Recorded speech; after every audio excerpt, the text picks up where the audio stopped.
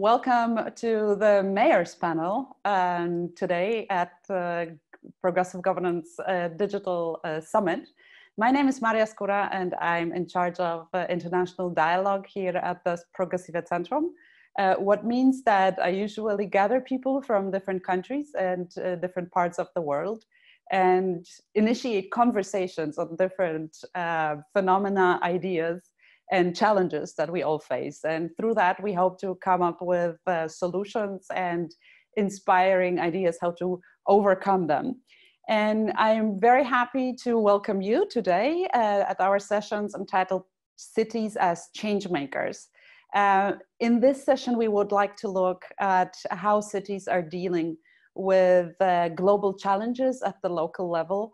As you know, the overarching topic of our conference of the Progressive Governance Summit this year is the new normality after the pandemic of COVID-19. We would like to look at progressive ways out of that crisis, not only of the health emergency that we are facing with coronavirus, but first and most the social, economic, and political aftermaths that it brings with itself. And we can probably expect that these problems will stay with us much longer than the health emergency itself. And so we recognize the global role of the cities. We recognize the role of local community leaders, their responsibility, but also their great impact they have on citizens' life, on local democracy, on functioning of our societies itself from bottom up. And therefore, we've decided that the more importantly, we have to organize the Mayor's panel at this year's PGS conference. This has already been a tradition in the last years and previous editions of this conference, but this year we felt it's the more urgent to look at cities itself. And therefore, I reached out to some of inspiring speakers that I know. Some of them I know personally, some of them I've met by the occasion of PGS, and I'm very happy that they accepted my invitation. And so I'd like to welcome, in the order of appearance, let's put it this way. In order of appearance, I would like to welcome Kata Tutto, who is the Deputy Mayor of Budapest. And however, she's a very experienced politician, not only before she was in one of the city councils at one of the Budapest, part of one of the districts of Budapest, sorry, and she was also active in the Committee of Regions. And now with the new mayor of Budapest, she's leading the way for the city into the future. And what is important, she was also chairing the task force on on the response to COVID-19 in Budapest. So we're looking forward to her insights. Next, I'd like to welcome Sergi Campillo, who is representing Valencia today. And we know Spain was particularly impacted by COVID-19. So the more thank you that you found time and you are with us today. I really appreciate that. We all really appreciate that. And Sergio is also deputy mayor of Valencia, and he's in particular active in strengthening sexual, gender, and family diversity. He also wrote us that he has a green soul, so a very progressive character, a very progressive local leader. Thank you for being with us. Next city we're gonna hear from today is Leipzig. And we have Ulrich Hörning with us today, who is a deputy mayor responsible for general services in Leipzig. And Ulrich has a big expertise in more economic topics and financial aspects of functioning of the city. He also has a wonderful transatlantic perspective because he also gathered his experiences at Harvard Kennedy School. Which brings me to our last guest, last but not least, Cathryn Ashbrook, Cluver Ashbrook, sorry, who is actually active as a researcher and academic at the Harvard Kennedy School, and she's in particular leading projects and programs on transatlantic relations, but also the future of diplomacy, and under this capacity, city diplomacy. And I asked her to prepare a more outlook, not only on what particular cities are actually doing, but to give us a little bit more global perspective on what do cities mean in today's world and how they can cooperate. So we have a very interesting panel, a panel of European cities from East Central Europe, from Southern Europe, from Germany, and our transatlantic American expert. So we go global. And I suggest we proceed the following. We will first hear the voices from European cities. So I'll invite our mayors to speak about the challenges that the COVID outbreak has had on their cities, about the outcomes of that situation. And then I think we will allow ourselves for a short questions and answers session. And to all who are watching us, as well as to participants who registered to the Zoom session, if you would want to ask a question or leave a comment, please either do it through the app or just raise a hand here at Zoom so I can see that and I can give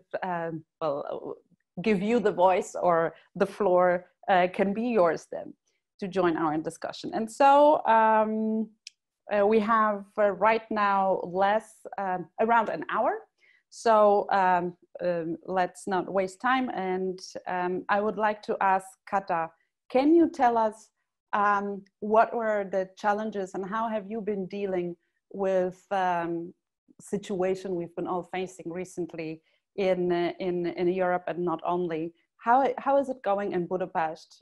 What solutions functioned? What solutions proved to be working? What did not work so well? What lessons have you learned? Thank you very much for this invitation. There were a lot of similarities and a lot of differences. So I think it's really good that we have a so diverse group. I think the similarity is that this was a situation nobody has ever faced before. So we had like no examples of what to do, what will happen. You know, as city deputy mayor, I have a lot of responsibilities and learned a lot about trams and waste and sewage. And now I'm an expert on healthcare and masks and vaccines and testing. So we've been learning a lot.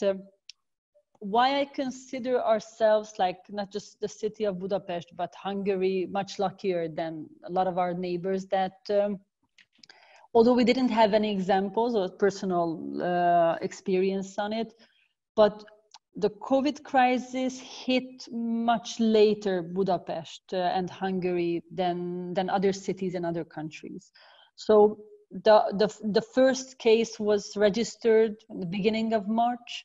And already by then, we've seen what's happening in other cities. We were following closely what's happening in Italy, what's happening in Spain.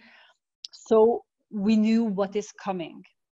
And why I say that we are lucky, that we have this network of cities. So we were using city networks earlier, but not so intensively before. So we've been updating ourselves and exchanging day-to-day reports with a lot of cities in this networks to see who is doing what is working and what's not working. So it was not just about watching the news and looking at Italian cities, but it was about using our direct networks. So why I say we are lucky that we all together had little more than 4,000 COVID cases in the whole country, which is a really, really low case, and nobody thought that it would stay so low. But like after 2 weeks, the first appearance, or first official appearance, happened 2 weeks after the whole city was closed down. But we've seen that this is the only way to go forward. So in this respect, we were lucky because we've seen what others are doing, like in Austria. One of our like twin cities is Vienna. They're really, really close and quite progressive. And we have really good connections. So when we look at the two cities, there are a lot of similarities. It's not that just geographical closeness, but in the population and how the city works. So for us, it was a really natural city to follow, and they were ahead of us in everything. They had a lot more cases and a lot earlier than we had. So we were following in a lot of ways. Of course, we had to find our own ways, especially in the special situation that we've learned that the best solutions can only work when it's a cooperation between the local level and the government. So if everybody holds hands and says that we have to face this wave together. In Hungary, sadly, the situation is not like that. So the government and the local levels weren't partners. So Budapest didn't find a partner in the government, but found somebody who was putting all the blame on the city leadership. But this is not about to talk this sort of politics, but I think this is very important that in a crisis, it's really important that the local level, the regional level, and the national level really sticks together, works together in the same direction. That's the most important to protect our citizens. And I think we are lucky that we didn't have so many COVID cases. Yes, we learned a lot about social distancing, masks, testing. I don't think that I can tell anything new about it. Closing the city wasn't an easy decision, but reopening the city was at least that hard decision. So and also we followed the same pattern. So we were watching others, what's happening. We were watching the numbers. We are doing the testing as city too, not just the government. So, but reopening and telling people again to trust authorities that it's safe to go out. It wasn't safe to go out 3 weeks ago, but it's safe to go out now. That's not an easy way. So communication, I think that's also a thing which is really, really important. We were really open from the beginning. So we were sharing every information we had. And there was a huge gap in that in Hungary. So the government wasn't sharing a lot of information, wasn't sharing enough data.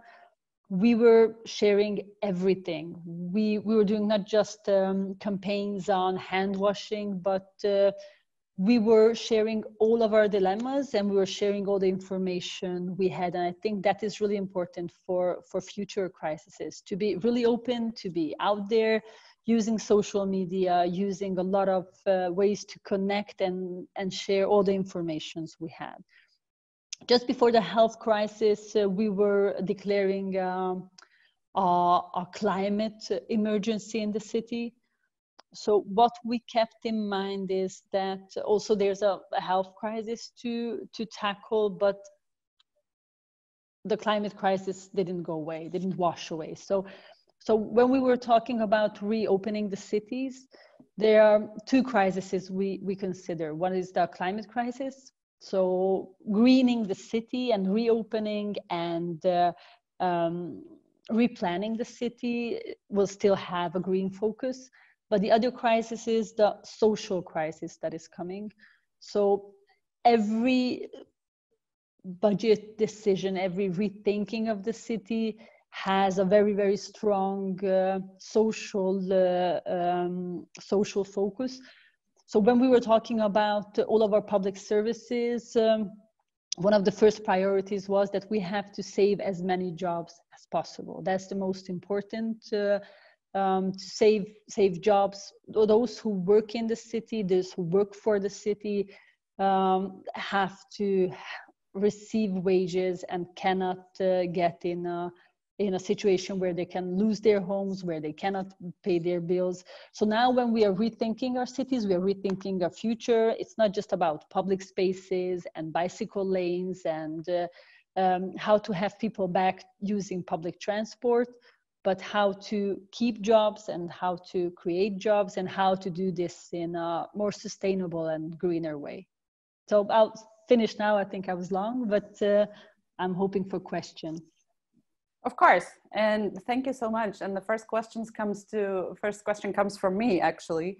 And I would like to go back and touch upon what you mentioned, the cooperation of the authorities at the local level and at the national level or the federal level for the German case. But well, I think to talk about your work and how the local authorities in Budapest carry on and tackle all possible challenges and implement their policies, we cannot skip the situation in Hungary. So Hungary is a country with a government which has chosen a collision course with the European Union, that has been accused of democratic backsliding, that has been accused of breaches in democracy.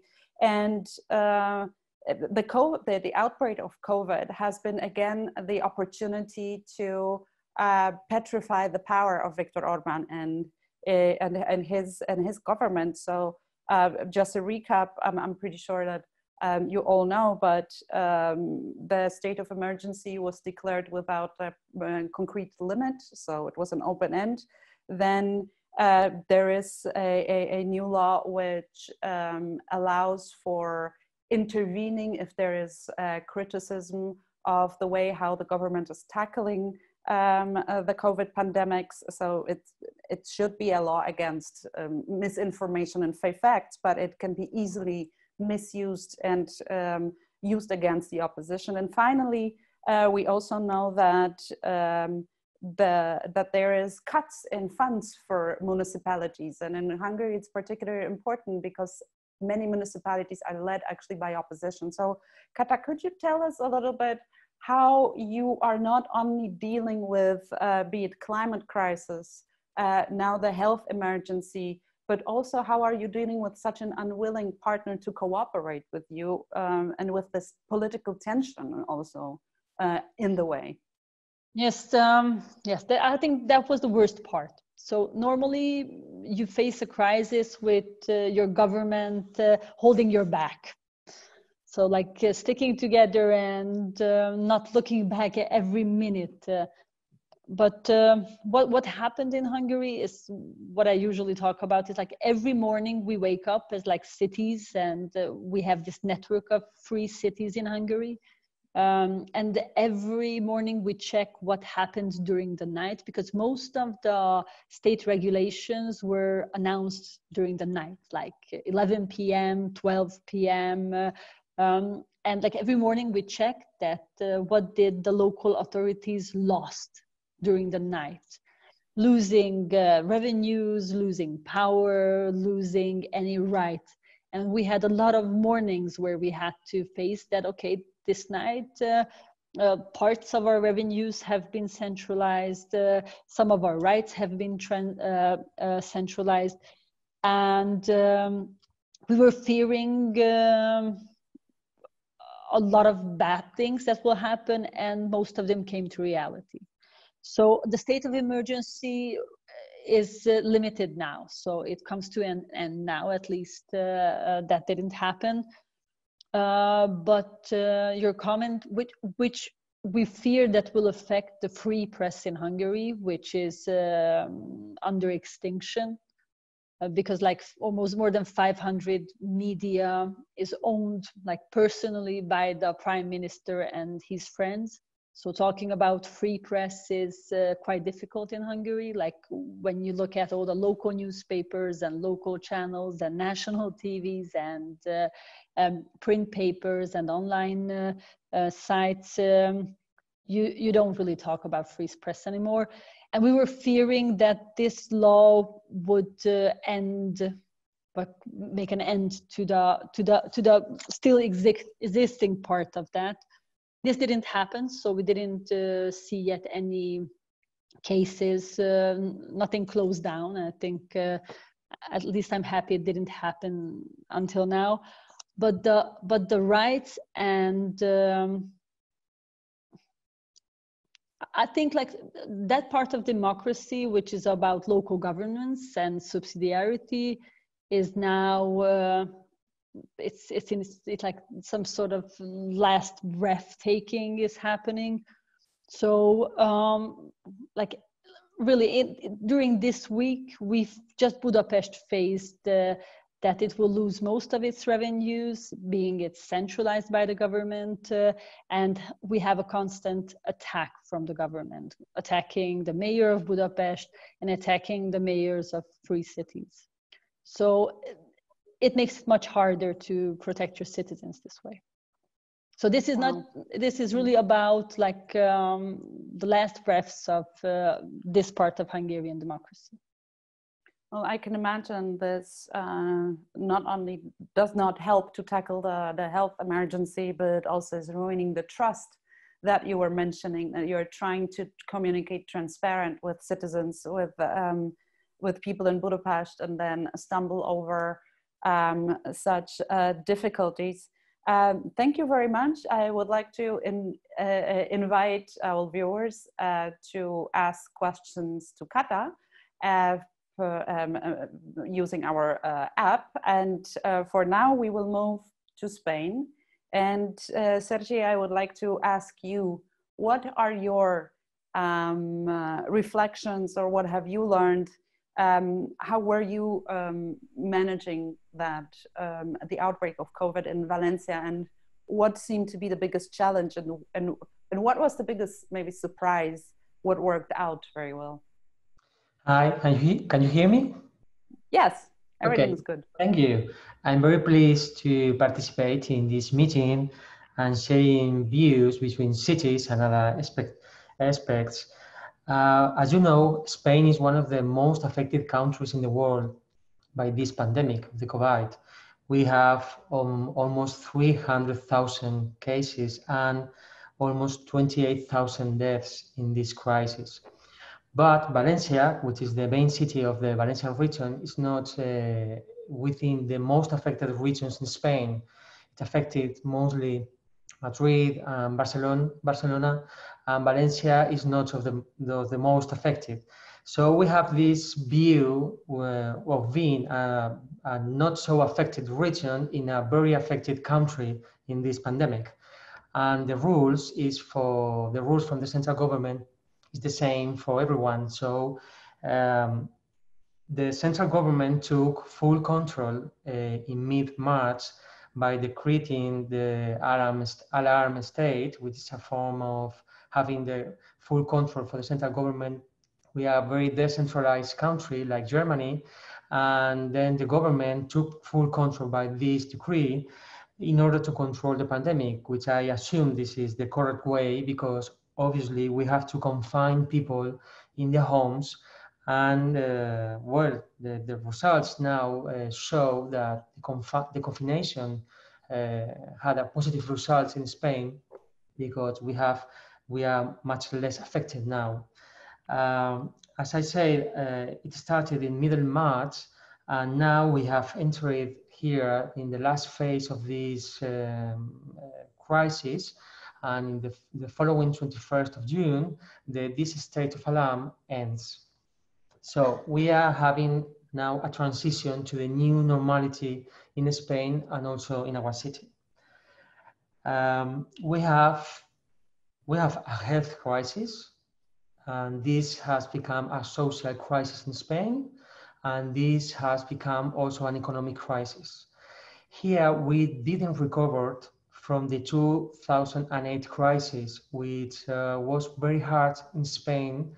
As you from the European Union know, we were one of the most affected countries, the previous crisis, the financial crisis, and we have nowadays, we didn't recover from that crisis. So this pandemic crisis has came in a moment that Spain is not in the correct way nowadays.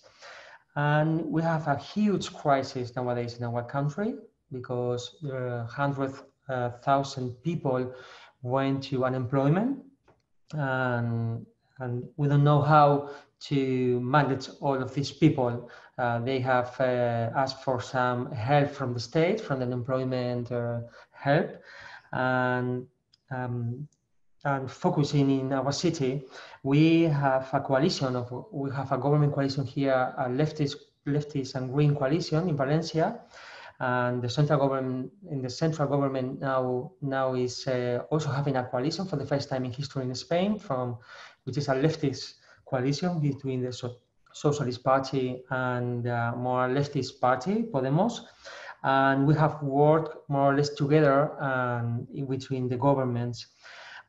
We have an obsession, is that we must not repeat the way we faced crisis in 2008, because we were ruled by right governments, also in Valencia and in the central government and in the regional government, it was the same party, the Popular Party, which is a right-wing party.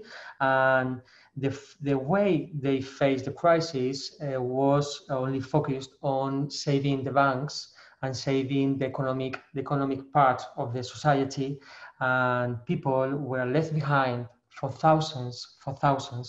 And that's why our governments wanted to face the crisis in a complete different way. So here in Valencia, the coalition put $1 million to face this social crisis in order not to leave anyone behind. A rebuilding commission here in Valencia, approved both by opposition and government, in order to the civil organizations to attend these commissions, in order to say their opinions on how to go out from this crisis. I think that this is a great idea that I recommend you in your cities if you can do it, because we have some expertise, for example, philosophers and economists. We are doing also a lot of campaigns to teaching people here in our city to respect self-protection, because it's very important. We are in the confination process, and it is impossible to have a policeman or policewoman in every street 24 hours a day, surveying or controlling that people respect the rules. So we have we have made a lot of campaigns in order to show people how to self-protect themselves in this confinement. And also we have started a process of recovering public spaces for people and removing these public spaces from cars. And this is also very important for us, because since 2015, the new leftist government in our city have started a movement in order to recover public spaces for people, for pedestrians, for playing, for children, and taking from the cars, because we had a city very, very adapted to cars. And from 4 years ago, we have made the opposite movement. And these are more or less the main ideas I wanted to say to you. Thank you. But you have already mentioned the special situation Spain is in. We can say that, well, Hungary is facing a political challenge, not only related to COVID, but which is augmenting the outcomes or the aftermaths of the COVID pandemic. So the democratic crisis of democracy. But Spain, in fact, as you mentioned, was affected by the economic crisis. And what I've read and learned recently is that the biggest cities in Spain has produced a declaration in April on how to go about that crisis, exactly on how to tackle the socio-economic shocks. Could you tell us more a little bit about this initiative of Spanish cities? Well, we demand from government more budget. Because here, from the last crisis, we had a problem, is that the central government approved some laws in order to control the budget of the local governments. For example, here in Valencia, we have 40 million euros that we cannot apply, we cannot handle nowadays, because a law approved some years ago by the conservative government didn't allow cities to use this budget one of the biggest reclamations from the cities in Spain is to be free to use our own budget and not being controlled by central government. This is one of the biggest critiques we made to not to this government, but to all the central governments in Spain, is that cities in Spain are the poor brother of this state.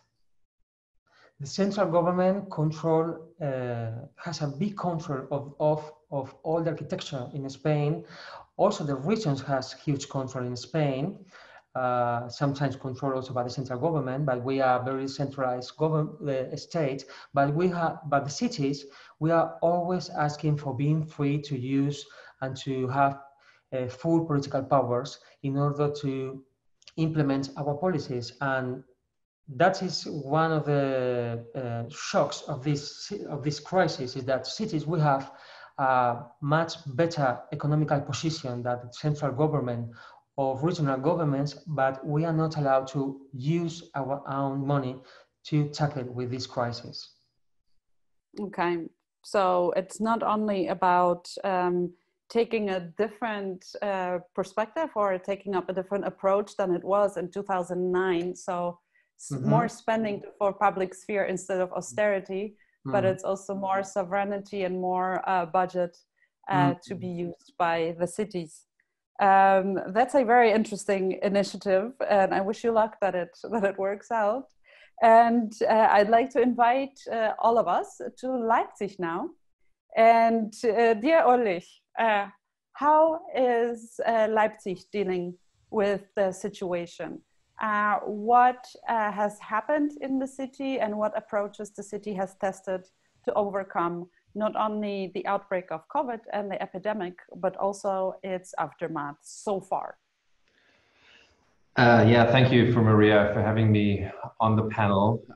First of all, I'd like to say that I'm very grateful and very honored to be on this panel with Kata and Sergi on this topic of how a progressive response in the urban space could look like.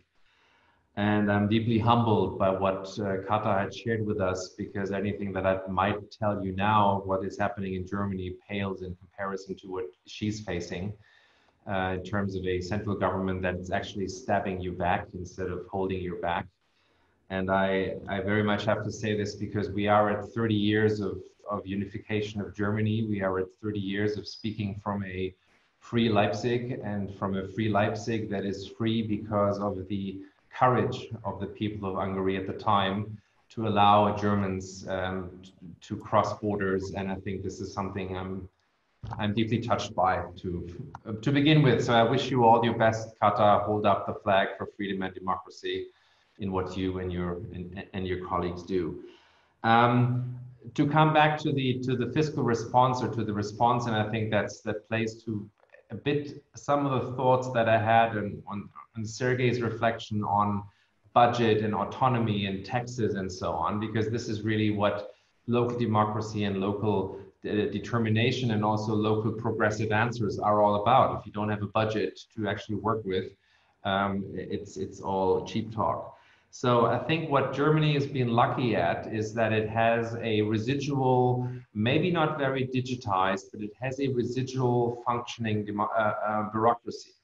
And this bureaucracy that is in all of our cities helped us to respond to, in many of the sort of base functions in terms of hygiene controls and lockdowns and also quarantines. Of course, it was all paper and pencil. So part of our response that we did over the weeks of the immediate lockdown was to help our people at the health department actually understand that there is a GIS department, that they're actually allowed to talk to the people at the GIS department to have a geographic information system that could help them map the cases, and this will actually speed up things and something. So this is sort of my little work of trying to sort of help, things within city government, actually rolling out video conferencing, rolling out audio conferencing, rolling out homework or basically work from home rules. We had a work from home rule installed in 3 days.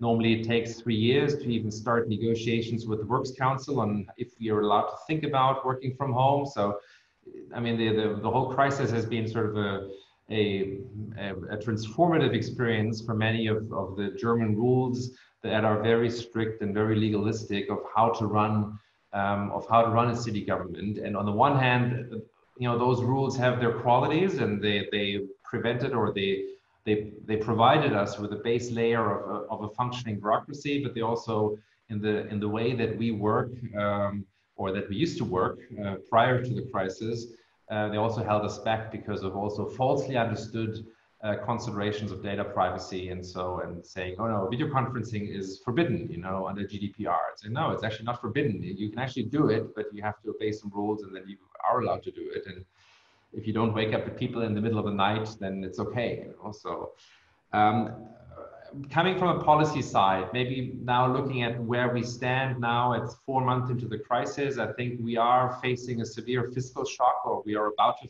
face a severe fiscal shock in the year 21. I think with all the sort of German public money flooding into the system now, and also the welcome change in the general attitude in the federal government. And I also believe that this has a European dimension, because now for the first time you have conservative politicians in Germany talking about safeguarding Europe from a single market point of view, from well, if all of our customers go bankrupt anywhere else, and if they vote for populists, maybe it won't be so good for German industry after all. So Marine Le Pen couldn't do it, but now COVID does it, to finally convince German conservatives that there is a case for maintaining prosperity in all of Europe, and not just maintaining fiscal rules for the sake of maintaining fiscal rules. So, and I think that that lesson had to come from home, from where we are in spending that money and giving sort of doing what governments have to do in that cases. So just to look at the potential sort of progressive agenda locally, some of the reflections we've had is how do we complement national programs? National welfare programs that were sort of made more generous, that were made less restrictive, to allow more people to come into short work schemes, basic protection, social payments, and so on. And how do we, and what to keep now that we come into a longer time where basically, even for a country like Germany, it'll be hard to maintain 25% of its workforce at a fully funded short shift scheme. And so the question is, who do you let go? Who do you pressure to actually maybe fall in a more stringent or less generous form of protection if this economic situation continues? And this is something where, I mean, from a municipal point of view, I'd say, let's protect our investment. Let's protect, what Kata and Sergi have been talking about, bike lanes, climate adaptation, new tram lines. I mean, this is in the end the stuff that will enable us to also grow from this crisis in a greener and more efficient way. That is in some way a diametral opposite of what our constituencies, our progressive constituencies, are demanding. They're demanding maintain welfare payments, pay the arts, pay culture, maintain a high level of neighborhood initiative financing, which is, to be honest, not investment, it's consumption.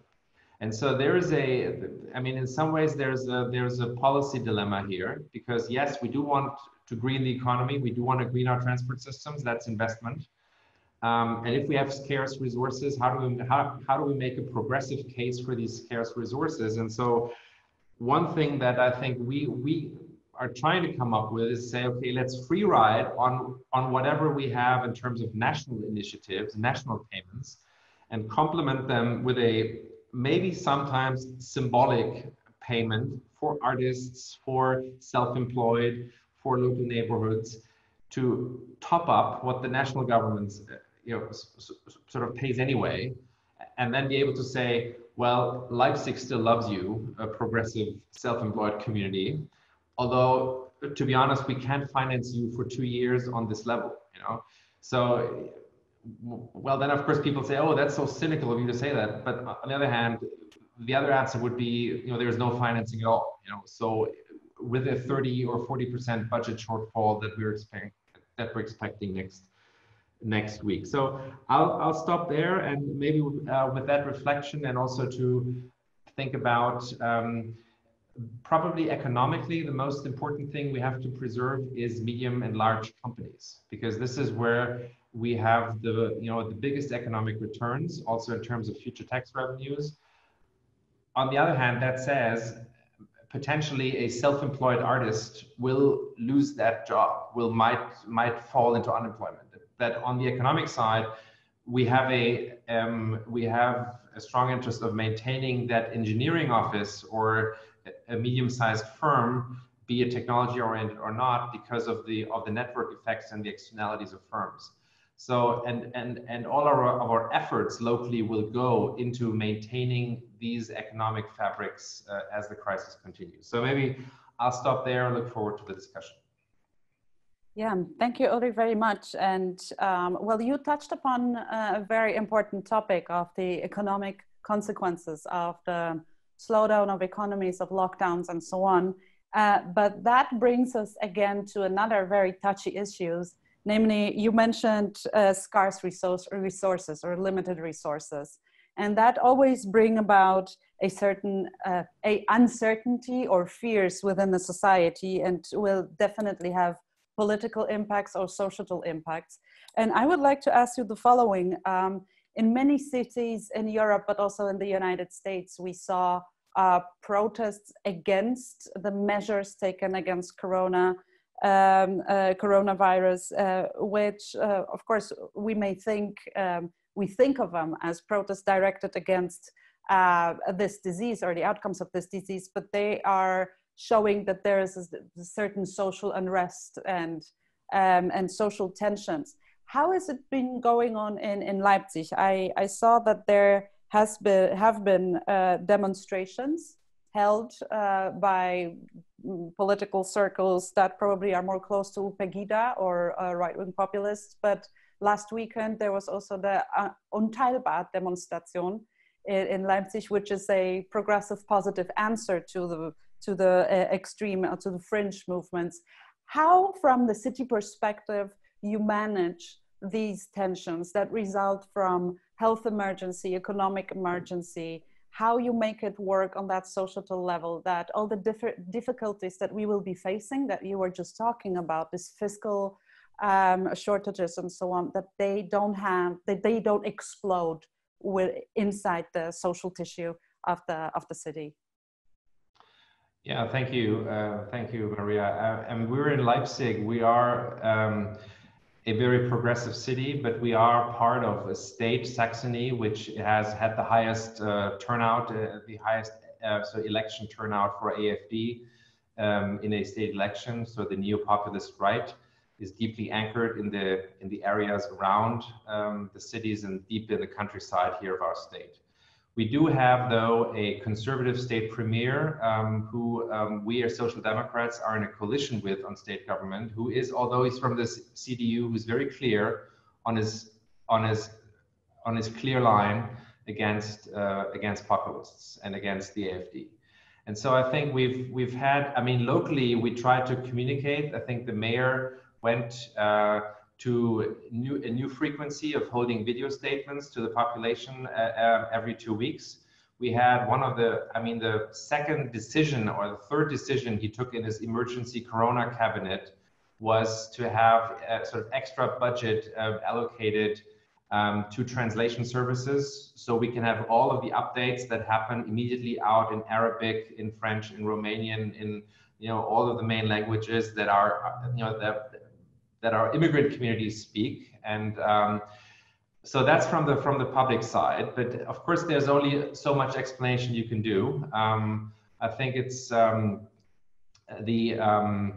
state government, the conservative majority in the state government did, I think, a very good job of trying to sort of embrace part of these skeptical citizens who have questions. And in some ways, I sometimes wondered, would have it been easier if this virus had come with a refugee, because at least we could have put a face to it, we could have had, and I think what's hard for people to grasp, it's not visible. The virus isn't visible. the refugee was visible. So you could have an argument about the refugee. I mean, how many refugees should come? Where should they live? How do we treat them? You know, and how do we, you know, what's our humane response? You know, but here it's a virus. You know, so it's. And I think this is what's hard for people to capture. You know, and plus it's the fallacy here of prevention, or the dilemma of prevention. You know, that we've been, you know. I mean, yes, we as government always talk about the truckloads in Bergamo, you know, but people didn't see German army trucks carrying coffins through the streets of Leipzig. And so it's far away, you know, and so this is where I don't think we can solve this dilemma. I mean, we face it every day in terms of, oh, why aren't you opening all citizen offices again? You know, why aren't you doing this? Yeah, well, because we maintain distance, we have masks, and so I think it's the answer is to explain, to find new channels, and the answer is also for as our politicians are, especially from the conservative side, have been doing it, to embrace some of these oppositions. And I mean, part of these guys, you don't reach them anymore. You know, they're like way out, and the only way to deal with them is through the state security services. You know, that's. Yeah, the far-right movements and other fringe actors.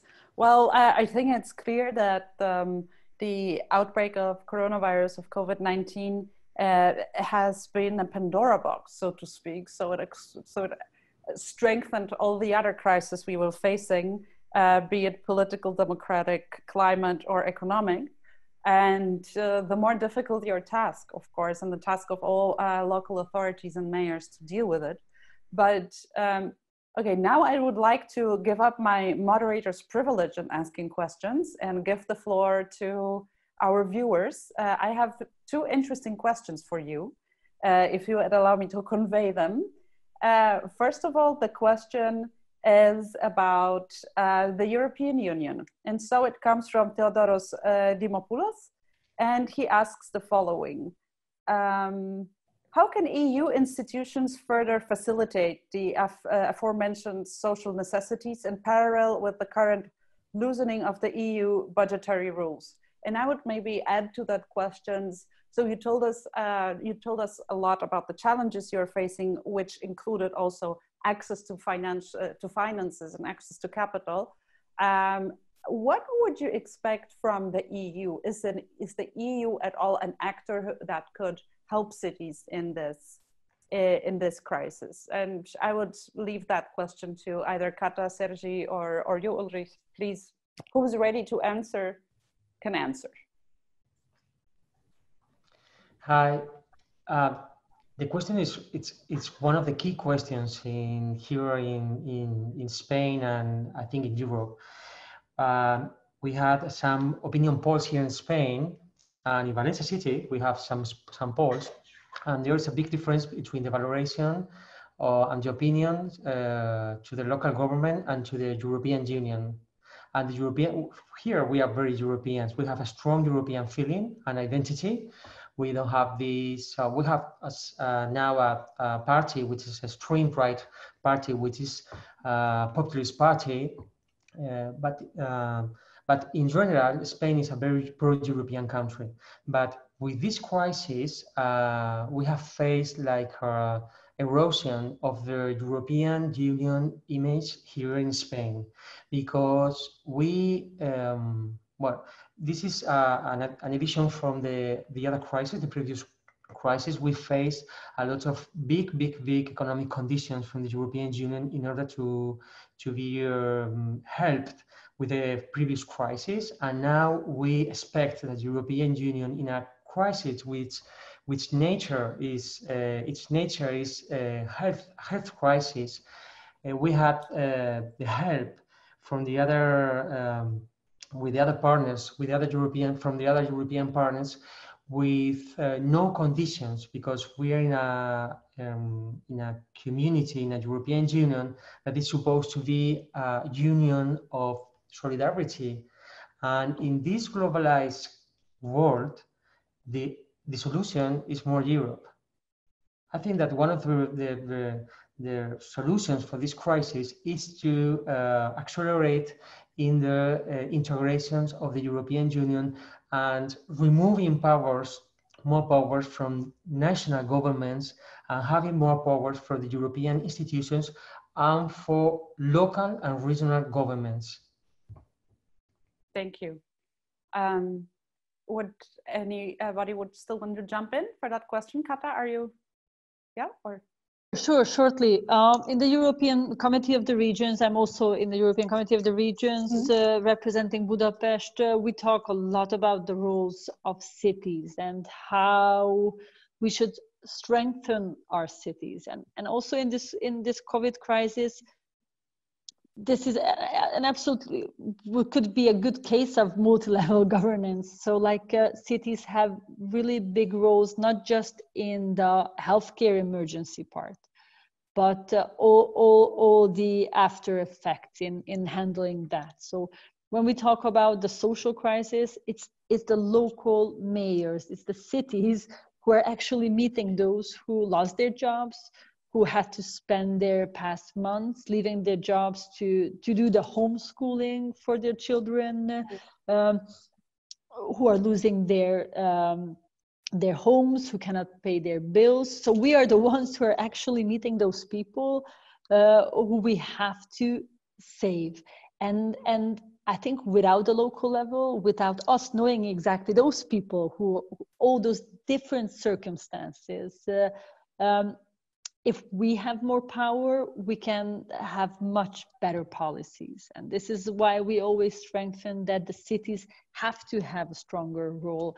And also, we've been lobbying for direct funding, especially the special case in Hungary, of course, but it's not just a Hungarian issue. So strengthening the role of cities is also a European issue. And it's in social care, in the climate crisis, but also almost in every European policy, the implementation is happening in the cities. And to have better policies, we need stronger cities.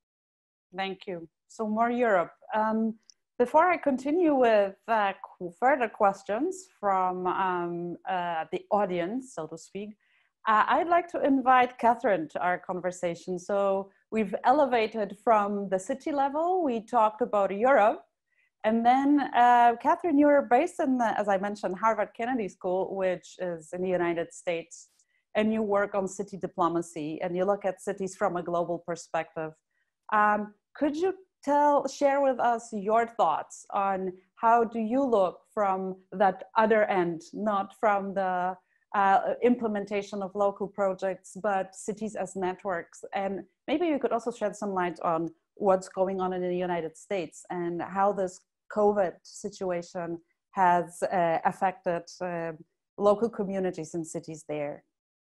Well, Maria, that's a big ask in what I now think is probably 1 minute and 12 seconds, because I know that we're very much inching toward our finishing time at 12:15. So I will talk quickly and as clearly as possible. 30. We still have time. Oh, 12:30. Oh, good. More time. Easy. Yeah. All good. Let me just, first of all, thank Kata, Ulrich, and Sergi for, giving us such a good and local and necessary flavor of what I think is really occurring. We saw the crisis happen, and for about, a very short time, we thought, well, this is going to be a moment of de-urbanization. People want to get out of dense environments. They will, everything that Sergi said about rethinking our streets and thinking about how we interact on sidewalks.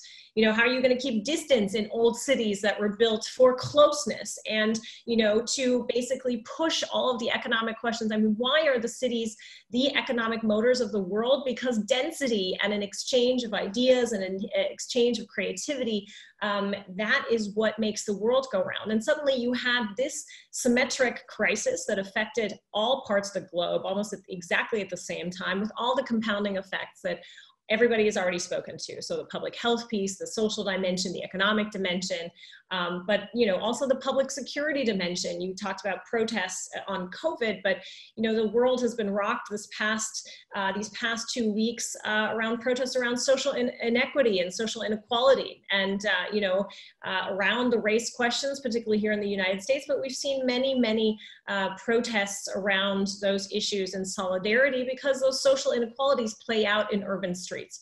So I think all three have spoken to how those issues are compounded.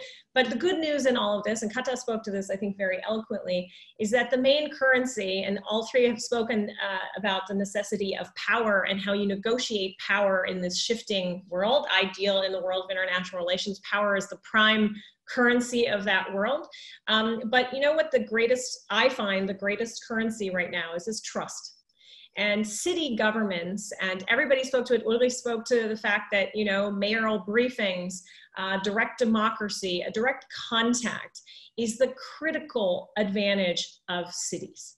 And so while there were for a few minutes, talks of de-urbanization and everybody getting their own car, going the opposite of what the green city concepts would be, because you'd want to be hermetically sealed off from your neighbors, we've really seen that in the past couple of weeks, there has been a complete flip to that. Kata spoke to this idea of urban networks. We've seen every node situation that is already working in urban networks really jump in and develop training platforms, negotiation training for mayors, precisely to work on things like own resources and how do we invest money. How do we get money from our federal and national circumstances so that we can make the necessary decisions on the ground? Major institutions, including my own, the Harvard Bloomberg City Initiative, has been providing that kind of training for mayors, because mayors are now facing, more than really any other government entity, I think,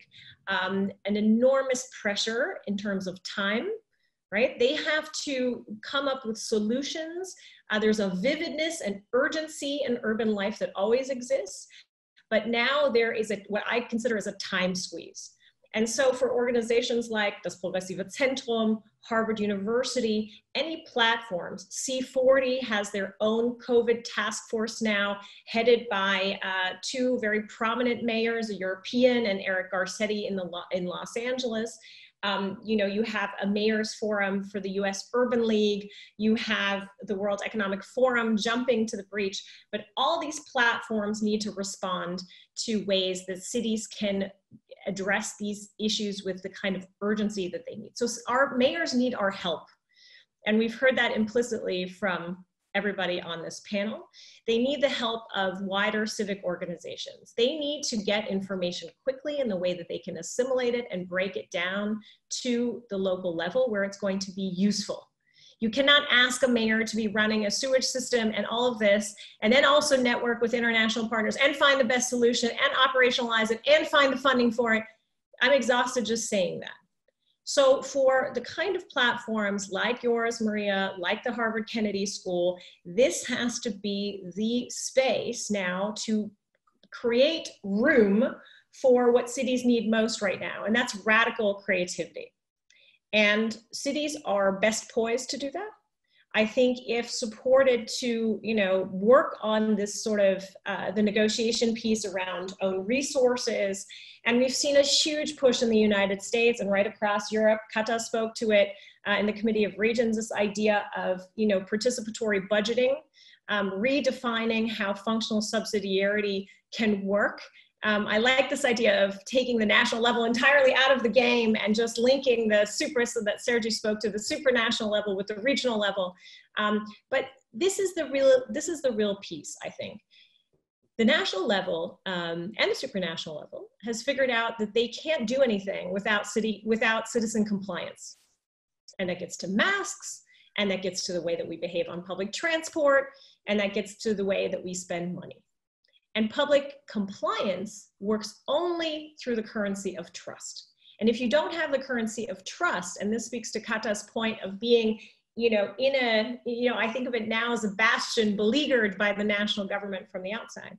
If you don't have that, then you have nothing, frankly, because all of our democracies right now are at stake and they're threatened in their integrity. And so this is where I think cities really have a critical component to play. And that, I think, is a very valid and valuable source of power. And if used properly, and this is, again, where networks come in, because we all know from our personal individual lives, but also from our professional circumstances, that together we are mostly stronger. So if that is harnessed in a way, and this is what I mean, this is where other platforms are here to now support mayors, I think, in a functional way, because mayors have realized this. They have created these networks. C40 is 15 years old now. And it was built around, figuring out how data could drive negotiation processes so that we can lobby the supranational level, which in that case was the United Nations. Well, why would that model not work for other circumstances? And that's why you see these networks branching into other areas and realize that mayors are really beginning to harness that strength. And I find that deeply inspiring. You see that the most innovative ideas over the last 2 weeks on things like police reform are coming from cities in this country. But why is that? They're under, and this again gets me to this idea of time pressure. They're under the gun to produce, on the proverbial gun, to produce really progressive change in their communities. And so this is why I'm saying this is where networks and other platforms can be of extreme help, because they need to get information, communication tools, negotiation tools, and really best practice exchange and data to mayors in a way that they can use them.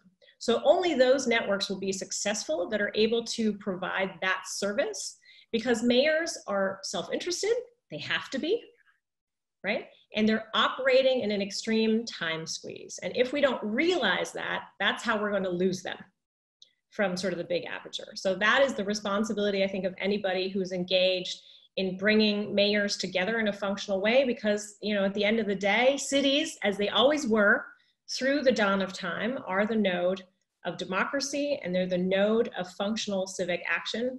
So, they deserve to be supported in that way.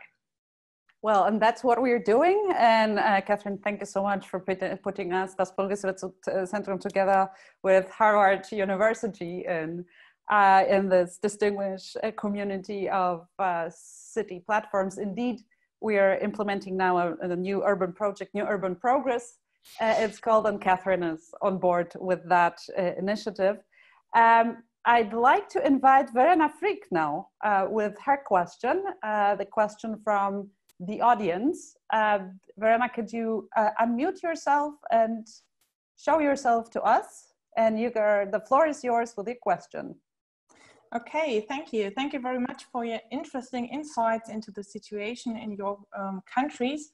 And I have two questions which concern the relationship between the national and the local level, and the national and the supranational level. I think the first question is more for Kata Tutto.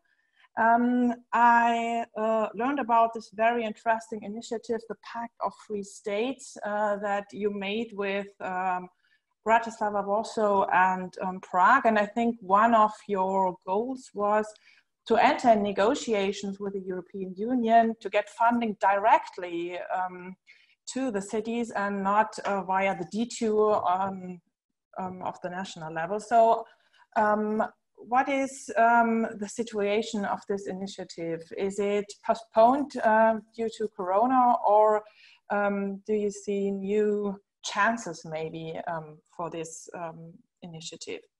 And the second question is maybe to everyone. I think for me it's really striking that in the first moment we saw centralization in the fight against Corona, but after some times now I think it changes, and we see localization of the fight against Corona in many countries, especially in Germany, where now the cities, town, villages are at the forefront of fighting Corona. And my question is, what do you think? Is this the start for a new localism which lasts also for the time after Corona, for the recovering from Corona? And what are your experience with regard to the national level? Do they acknowledge this role of cities in the future. Thank you. Thank you so much for those two questions. Very good ones. And if I might add to it, I'd like to bundle it, especially the last one, with another question that popped up from Carl Wright, the Secretary General Emeritus of Commonwealth Local Government Forum. And he asked about exactly the same thing, decentralization. How to, it seems that centralization is a hurdle on the way of cities to act faster, more efficiently, more effectively.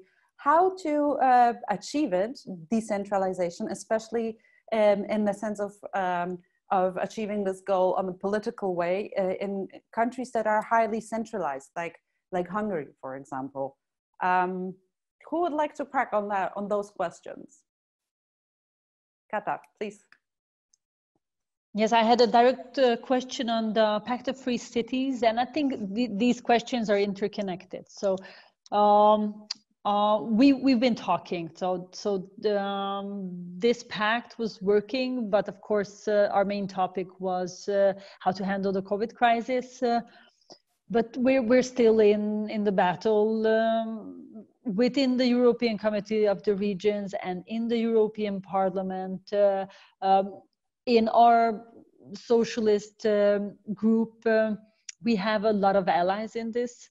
So because in Hungary, and it's not just a Hungarian issue, it is not just about how to go around the government when looking for European fundings, but it is about how to save this leg of Hungarian democracy, of having local authorities and having free cities to prove good governance. So this is what we're working about, showing a better way of governing, showing a more democratic way of governing. This was our main argument during the COVID crisis, that the government is showing that there's only just one way through a crisis, a very centralized and a very military way, and without sharing any information. And we were showing a different way with involving a lot of people, with having a lot of discussions and having a lot of debates and a lot of stakeholders. And what we want to prove is that our decisions and the results will be much better. So we're keeping on this fight to strengthen the local levels and enlarge this pact of free cities. Thank you. Orly, Sergi? Any comments? Yes. Am I seeing? No. Okay, I'll give it. Oh, okay, yeah, I see you correctly. Okay. Okay. I think from Verena's question on, is this now the opportunity for new localism? I think your first observation was right, especially if you look at the first rescue packages that were put up by the national government in Germany. They had no local component.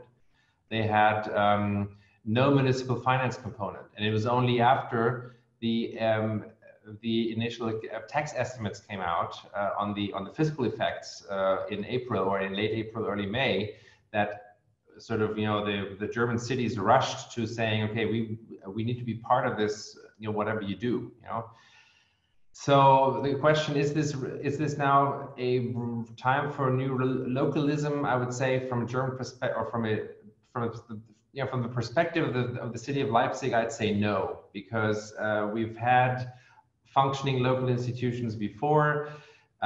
We have, in this crisis now, it is only the national government that is, that is able to tap financial markets, go into debt, put up these sums.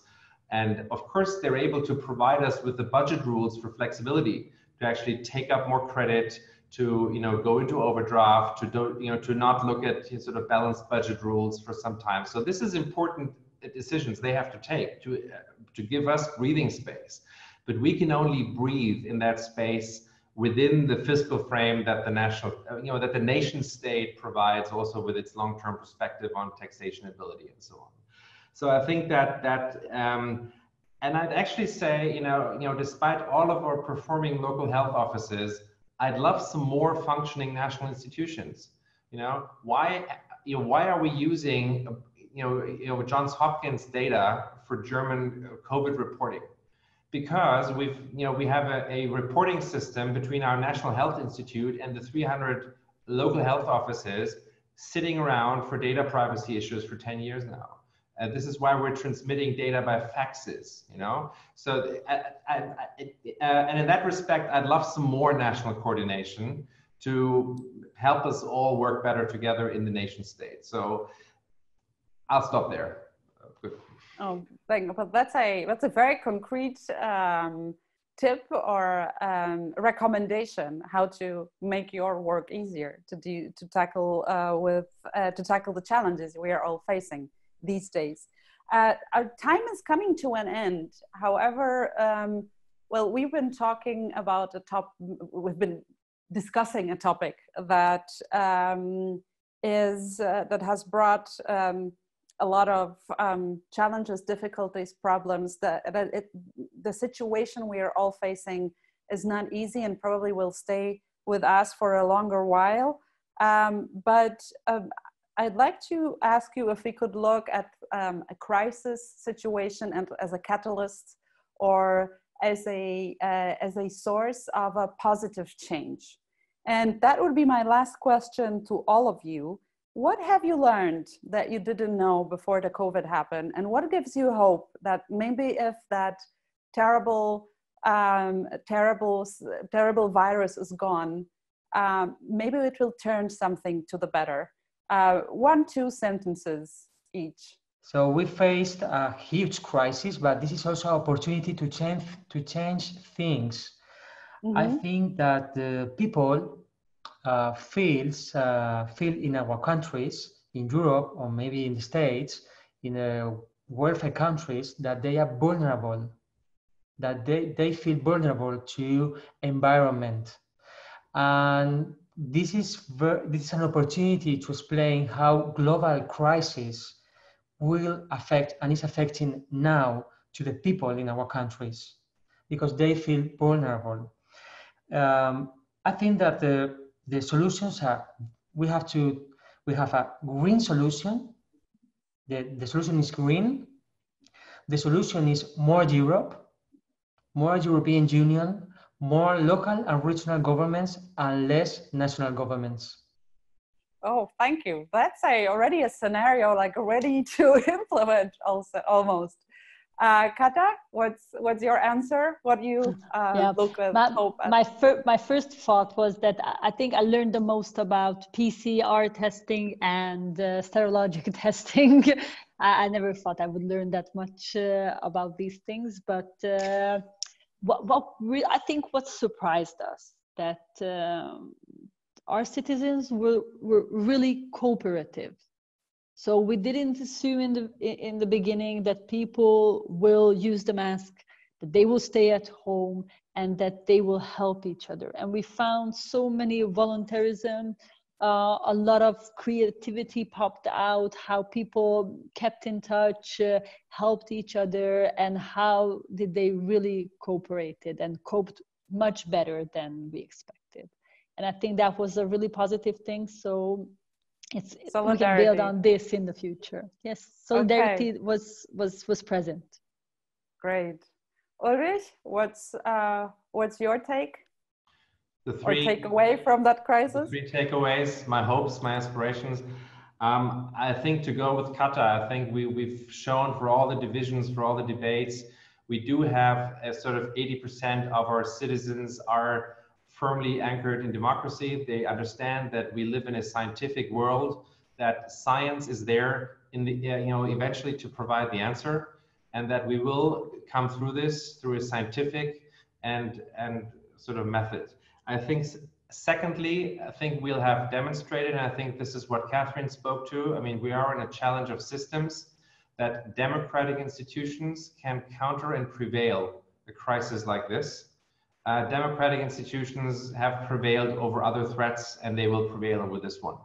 And thirdly, my hope for my country is a more digital Germany in its administration and its economy, with safeguarding European data privacy rules. That'd be my third aspiration. I'm not so sure about the third one, but we'll see where we get. Okay, that's also very concrete. And Cathryn, how do you see that? Yeah, I mean, I think these crises really made very clear where our weaknesses are, our social weaknesses, our economic weaknesses. But this is an enormous opportunity. I think everybody else has spoken to it, right? To lean into these challenges, right? To understand where we have a lack of future readiness, and to do it in a way that's sort of socially responsible, because where it doesn't only engage in quick solutions, but where it engages in real listening.